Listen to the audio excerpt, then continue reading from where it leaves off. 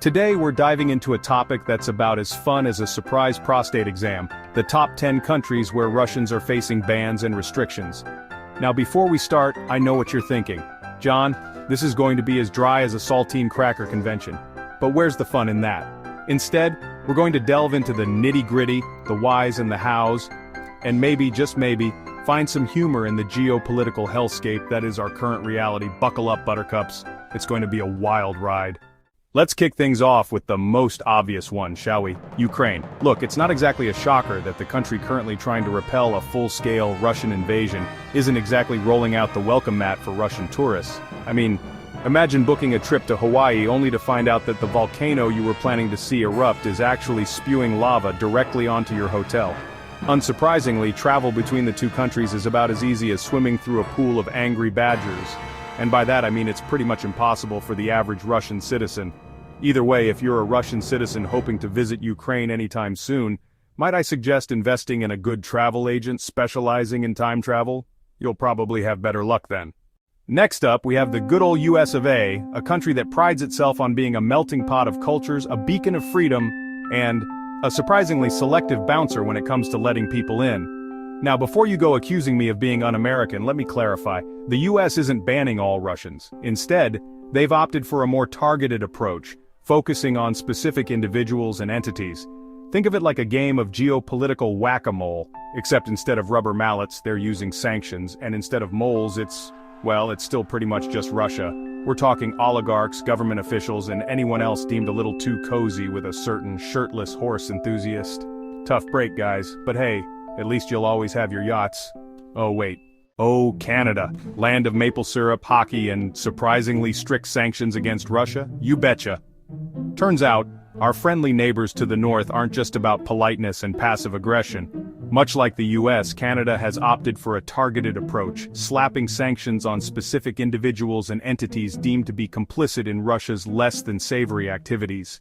We're talking politicians, business leaders, and anyone else who might have gotten a little too chummy with the Kremlin. But here's the thing, Canada and the US, they're like the best friends who always end up wearing the same outfit to a party. Their sanctions lists are practically identical, which begs the question, are they coordinating or are they just telepathically linked through some sort of maple syrup-powered hive mind?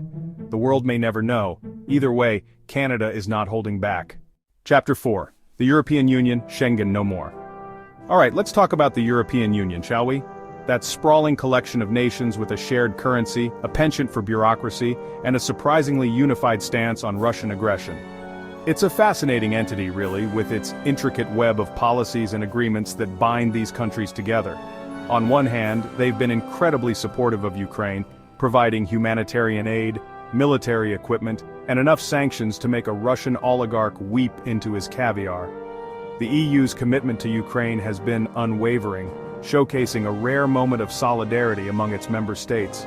On the other hand, they're also heavily reliant on Russian energy, which makes slapping on those sanctions a bit like punching yourself in the face to spite your neighbor. It's a delicate balancing act, trying to stand firm against aggression while keeping the lights on at home. One of the most significant measures the EU has taken is restricting travel for Russian citizens. This move has had a profound impact, not just on the individuals affected, but on the broader geopolitical landscape as well. Remember the Schengen area, that magical place where you could hop borders faster than a kangaroo on a pogo stick? It was a symbol of European unity and freedom of movement, a testament to the idea that borders could be more than just lines on a map. Yeah, those days are over for Russians. The once seamless travel experience has been replaced with a maze of restrictions and obstacles. Now, they're facing visa restrictions, border closures, and enough red tape to make even the most seasoned bureaucrat break out in a cold sweat. The impact on tourism and personal travel has been significant, altering the way people move across the continent. Chapter 5. The United Kingdom, stiff upper lip, even stiffer sanctions. Ah, the United Kingdom, that bastion of tradition, tea, and targeted sanctions against Russia, you better believe it. The UK, never one to be left out of a good geopolitical showdown, has been right there with the US and Canada, slapping sanctions on anyone and everyone remotely connected to the Kremlin. It's like a game of 6 degrees of separation, but instead of Kevin Bacon, it's Vladimir Putin. And instead of winning a fun trivia game, you get your assets frozen. But unlike their North American counterparts, the UK has a slightly different motivation for playing hardball with Russia. See, they've got this whole global Britain thing going on, where they're trying to prove they can still be a major player on the world stage post-Brexit. Chapter 6, Australia. G'day mate, turns into goodbye mate. Next up we're heading down under to Australia, a land of endless sunshine, beautiful beaches and the iconic shrimp on the Barbie. But did you know that this laid-back nation is also enforcing surprisingly strict sanctions against Russia? Crikey. It seems even the Aussies, known for their easygoing attitude and love of a good time, have had enough of Russia's shenanigans. They're not just surfing waves, they're making waves on the global stage. Just like the rest of the Cool Kids Club, aka the US, Canada and the UK, Australia has been busy targeting Russian individuals and entities with sanctions. They're not just following the crowd, they're leading the charge. We're talking politicians, oligarchs, and anyone else who might have accidentally stumbled into a pile of ill-gotten rubles. No one is safe from Australia's watchful eye. But here's the thing about Australia, they're not just content with following the lead of their Western allies. They're taking a stand and making their own rules. Oh no, they like to add their own unique flair to the mix. They're not just another face in the crowd, they're setting trends. And by unique flair, I mean they also sanctioned a bunch of Belarusian officials for good measure. They're casting a wide net to ensure justice is served. Because why discriminate, right? When it comes to condemning authoritarian regimes, Australia believes in equal opportunity outrage. They're making sure their voice is heard loud and clear on the global stage. Chapter 7, New Zealand, not so neutral after all.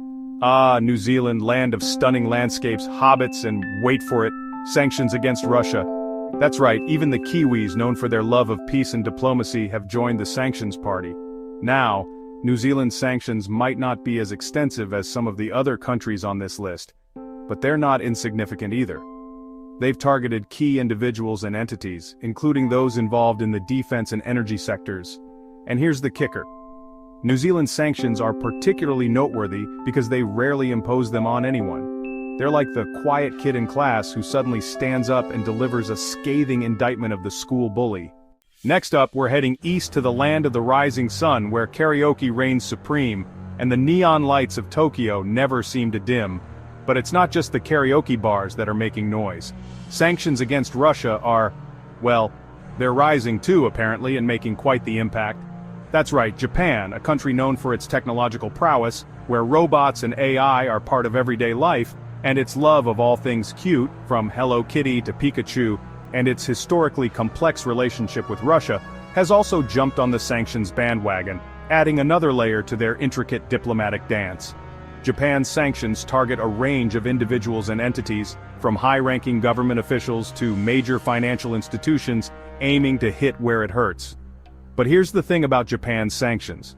They hit a little closer to home, both literally and figuratively, affecting everyday lives and local businesses. See, Japan and Russia have this whole territorial dispute over the Kuril Islands, a chain of islands that both nations claim as their own, which has been simmering for decades, causing friction and nationalistic fervor on both sides. And with tensions running high, Japan's sanctions are a clear message to Russia, a bold statement of defiance and resilience. We might be geographically close, but we're not afraid to stand up to you, asserting our stance with unwavering determination. It's like that moment in a martial arts movie where the two fighters bow to each other in a show of respect before engaging in a brutal, yet beautifully choreographed showdown, each move calculated and precise. The fight is intense, but there's an underlying respect, a recognition of each other's strength and resolve, much like the current geopolitical dance between Japan and Russia. Now let's jet over to South Korea, a country known for its K-pop, its kimchi, and its sanctions against Russia. That's right folks, even the land of catchy tunes and spicy fermented cabbage isn't immune to the global trend of sanctioning Russia. South Korea's sanctions might not be as extensive as some of the other countries on this list, but they're nothing to scoff at either. They've targeted key individuals and entities, including those involved in the financial and energy sectors. But here's the thing about South Korea's sanctions. They're a bit of a balancing act. See, South Korea is also trying to maintain a delicate relationship with China, which has been a bit more reluctant to condemn Russia's actions. It's like trying to walk a tightrope between two skyscrapers while juggling chainsaws and flaming bowling pins. One wrong move, and it's all over. And last but not least, we arrive in Estonia, a small but mighty Baltic nation with a big message for Russia. We're not letting you in. That's right, Estonia, a country known for its digital prowess, its stunning medieval architecture, and its historical ties to Russia, albeit often fraught with tension, has decided to close its borders to Russian tourists. Now, Estonia's decision might seem harsh, but it's not entirely out of the blue. See, Estonia has a large Russian-speaking population, and they're worried about potential unrest and instability spilling over from their neighbor to the east. And here's the thing about Estonia, they're not just closing their borders to tourists, they're also making it harder for Russians to get visas and residency permits. It might not be as physically imposing, but it's just as effective. Well, there you have it, folks. The top 10 countries where Russians are facing bans and restrictions. It's a veritable buffet of geopolitical drama, with a side of economic uncertainty and a generous helping of what the hell is going on. And as we've seen, these bans and restrictions aren't just about punishing Russia for its actions. They're also about sending a message that the world is watching, and that there are consequences for invading sovereign nations and violating international law. Whether that message gets through remains to be seen, but one thing's for sure, it's a messy, complicated situation with no easy answers. Thank you for watching. If you found this video informative, don't forget to like, share, and subscribe for more content.